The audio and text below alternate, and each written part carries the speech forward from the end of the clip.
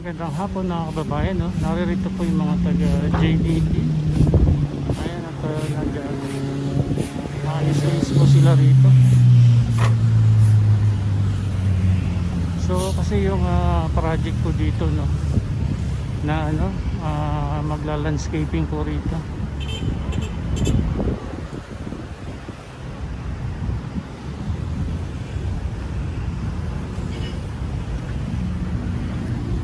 Start na po sila rito, no, para sa landscaping dito po sa walkway, dito po sa Baywalk.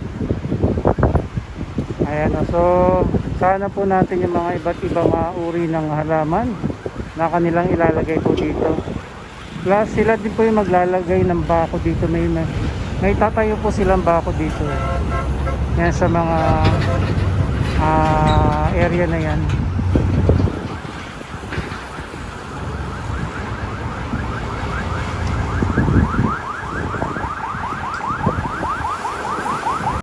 Nilagay na yan, no, para sa ilan po natin shoot, no, sa motor or sa mga bisikleta, kasi meron ng para sa mga bisikleta, parking area.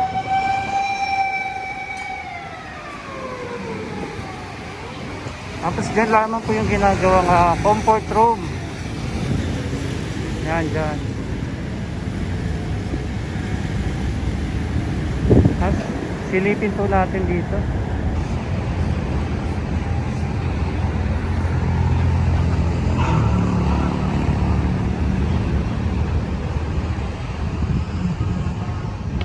Oh, linaw ng tubig. Ayan.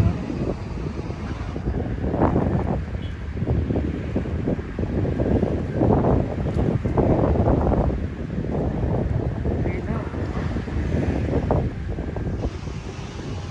Wala na rin mga dilaw-dilaw na likido rito, no?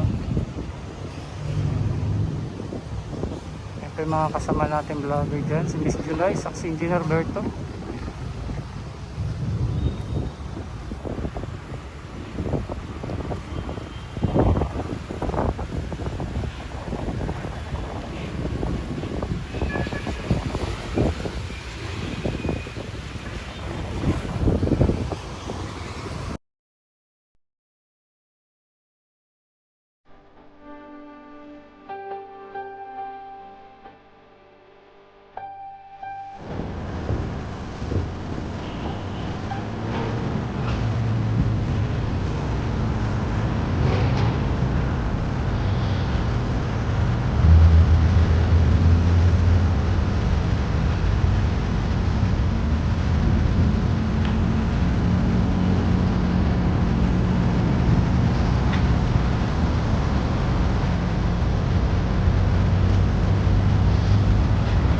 Yan, ayusin na po ito. Magla-landscaping na.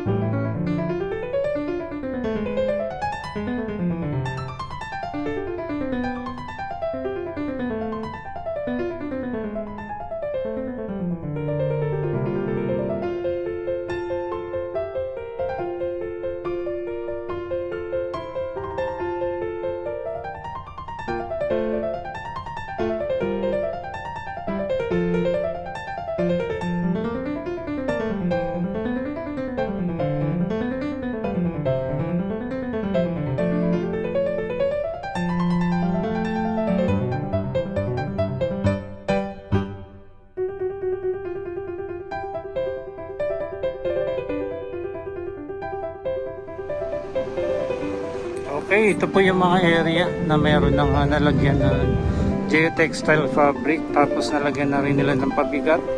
Yung mga yan, sandbag po yan, ano. So tingnan po natin yung sa dulo kung hanggang saan na po yung kanilang nailalatag.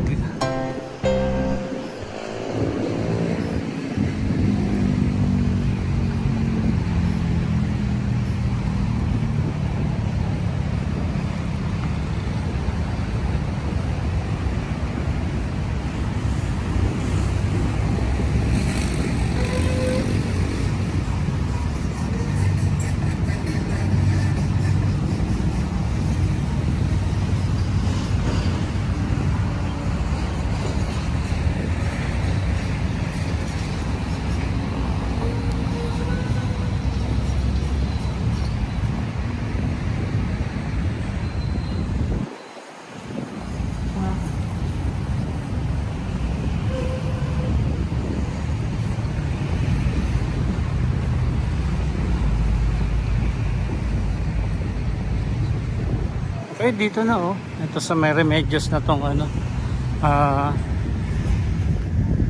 Geotextile fabric. Ito na po, no? Dito na yung kanilang nilatag.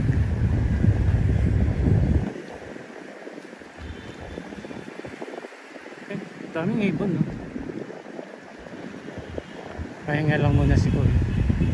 Pagod din yan. Tingnan muna natin yung dulo. Alo, yung mga ibon. Nagmarcha na dyan sa may babaw ng geotextile fabric.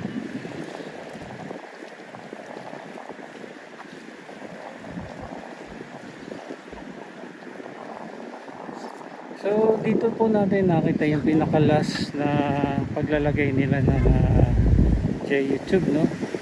Diyan. So ito na rin yung last na nakalagay ng mga textile.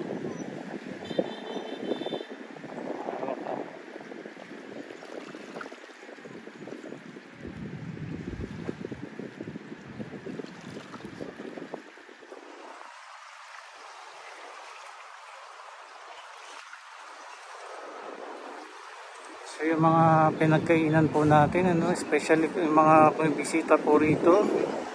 Ayan, katulad yung mga styro. Ayan, wag po natin itatapon sana dito sa ano, sa dagat.